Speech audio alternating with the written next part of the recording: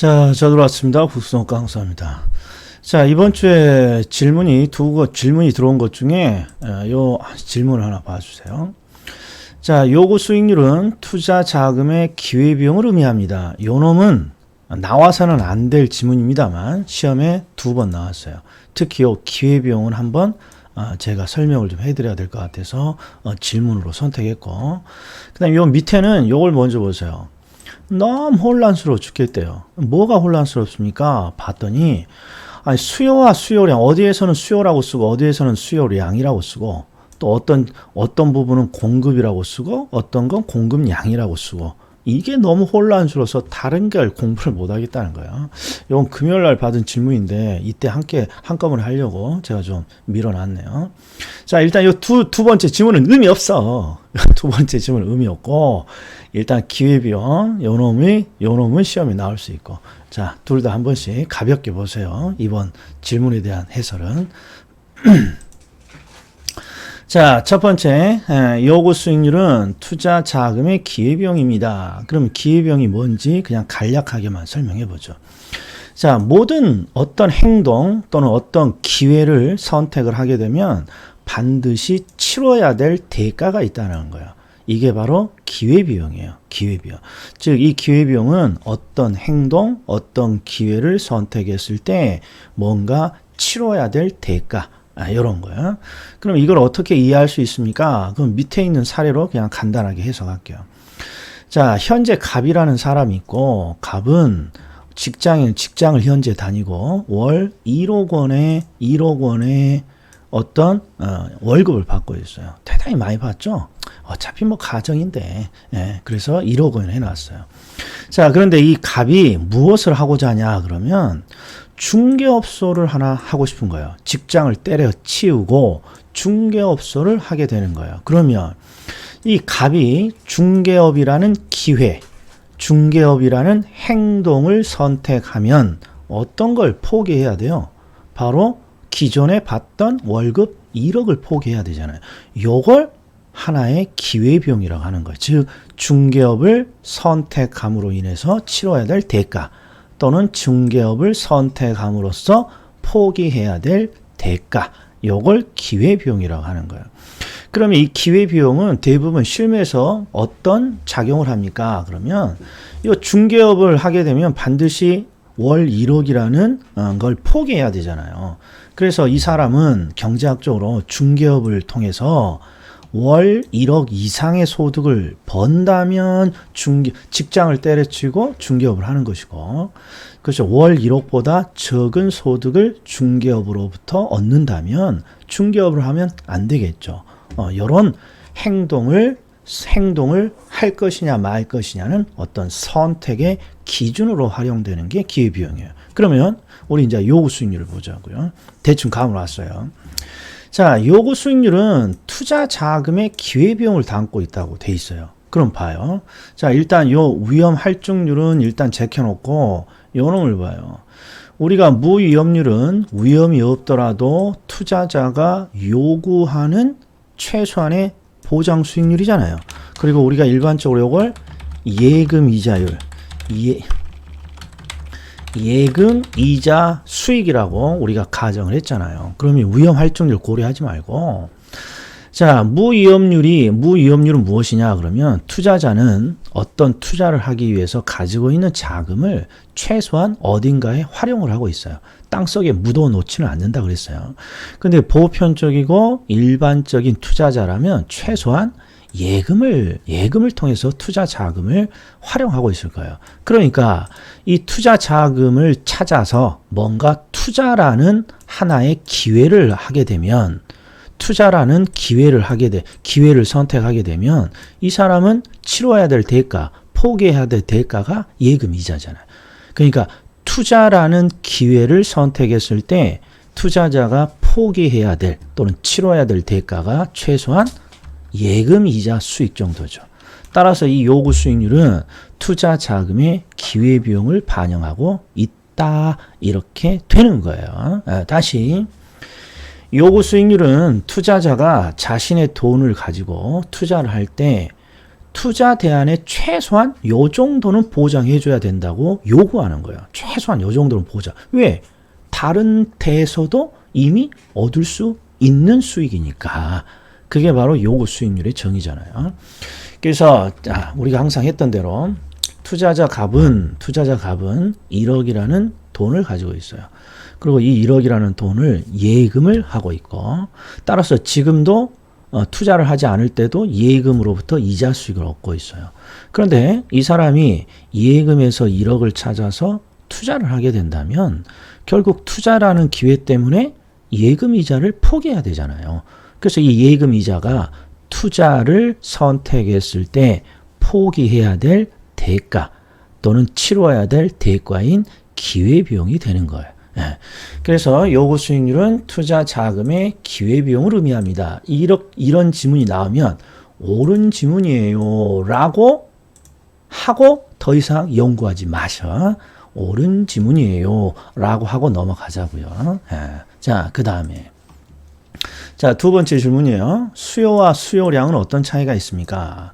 그러면 강의에 1월, 2월 달 강의가 사라져 버린 거예요. 자, 우리 수요와 수요량은요, 좀 차이가 있어요. 어떤 차이가 있습니까? 그러면 제가 밑에 수요에 대한 정의를 집어넣어놨어요. 우리 요약집에 있는. 자, 경제학에서 수요는요, 대부분 일정 기간 동안 소비자들이 재화나 서비스를 구매하고자 하는 욕구라고 정의돼요. 욕구라고. 그런데 실무에서 이 소비자들이 재화나 서비스를 얼마나 구매하고자 합니까? 이 욕구를 무엇으로 측정하는 거예요? 실무에서는. 그래서 욕구를 어떻게 측정해요? 너 욕구를 수치화 시킬 수 있는 방법이 바로 수량이에요. 수량. 그래서 대부분 수요는 소비자들이 얼마나 재화나 서비스를 구매하고자 합니까? 욕구를 의미하지만 실무적으로 요 수요를 측정할 때는 수량으로 그 욕구를 수치화하는 거예요. 그래서 소비자가 기존에 10개를 소비하다가 20개를 소비하게 되면 수량이 늘으면 수요가 늘고 있구나 이런 식으로 측정을 한다는 거예요. 그래서 수요와 수요량은 결국 굳이 구별할 실익이 없어요. 그렇죠. 그냥 수요라는 욕구를 수량으로 표시한 게 수요량이니까. 그래서 수요와 수요량은 구별을 하지 말고 저는 강의에서 항상 수요가 나오든 수요량이 나오든 결국 소비잖아요. 수요가 늘었다.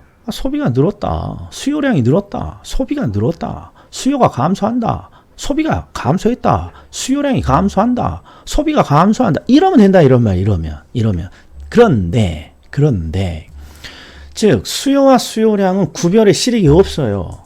그런데 유일하게 경제학에서 딱 한 군데서 구별을 해요. 그게 어디입니까? 그러면 뒤에 변화가 붙어 있을 때요. 변화가. 즉 수요의 변화, 수요량의 변화를 구별하세요. 요건 구별해 줘야 된다는 거예요. 뭐뭐의 변화, 뭐뭐의 변화. 이렇게 나와 있으면 또는 뉘앙스가 수요와 수요량을 굳이 구별할 필요 없다라는 거예요. 그냥 소비라고 해석을 하면 돼요. 소비라고. 그런데 굳이 이 문제가 수요의 변화와 수요량의 변화 또는 수요와 수요량을 구별해야 되는 문제 같다. 그때만 구별을 해주는 거예요. 그때만. 자, 어떤 게 또 있습니까? 그럼 우리 시험에 평가론에 가면 가치와 가격의 구별이라는 게 있어요. 가치와 가격. 자, 제가 강의를 할 때 가치와 가격은 이론적으로 구별하는 것이지만 실무에서는 가치와 가격을 구별하지 않아요. 부동산 가치라고도 하고 부동산 가격이라고 하잖아요. 그런데 그거에 대해서 오해를 하시는 분이 없잖아요. 아니, 우리 집 부동산 가치가 1억이야. 이렇게 말하든 우리 집 부동산 가격이 1억이야. 이렇게 말하든 또는 감정평가론에서는 가액이라는 말을 쓰잖아요. 우리 집 부동산 가액이 1억이야. 이렇게 말해도 누가 혼란스럽다 그래. 그냥 뭐 가격이 1억인 것 같구나. 이렇게 하죠. 그러나 출제자가 가치와 가격이 명확히 어떻게 다른지 이론적으로 구별해 보세요. 그러면 그땐 구별해 줘야죠. 그렇죠. 바로 여기도 마찬가지예요. 자, 경제학에서도 수요와 수요량은 굳이 구별할 필요 없어요. 그냥 소비라고 하시면 돼. 소비라고.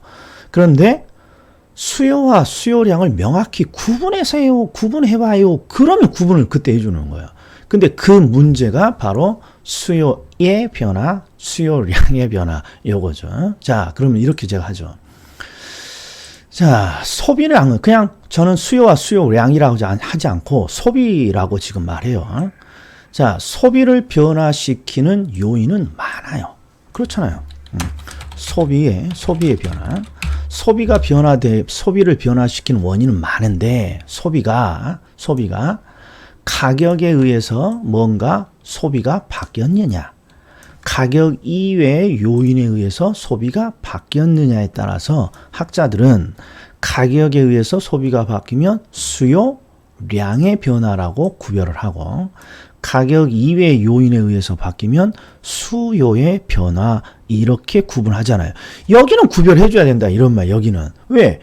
이게 논점이니까. 수요의 변화와 수요량의 변화를 구분하라는 게 논점이니까 여기서는 구별해주면 되는 거예요. 됐다?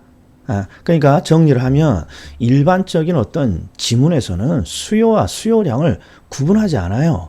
그냥 소비가 변했다고 하면 되는 거예요. 소비가.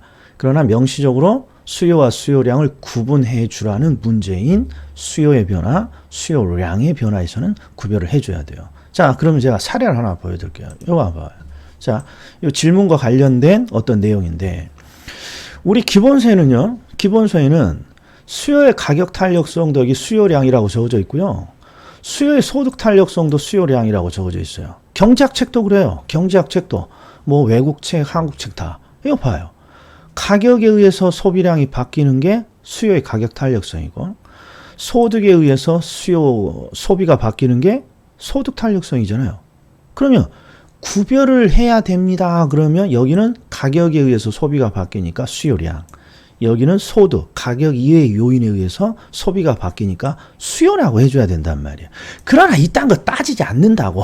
이딴 거. 수요든 수요량이든. 수요는 욕구고, 그걸 수치화한 게 수요량이잖아요. 그러니까 이건 우리가 수치화한 양의 수치로 뭔가 측정하니까 수요량이라고 되어 있는 거예요. 그러니까 그냥 소비량의 변화다. 즉, 소비의 변화다. 이렇게 구별해 주면 되는 거지. 여기에 꼭 수요가 들어가야 되고, 여기는 수요량이 들어가야 되고, 이런 거 따지지 않는다는 거예요. 단, 어디서만 따진다? 여기서만 따진다고, 여기서만. 자, 요 정도로 제가 하겠습니다. 요 정도.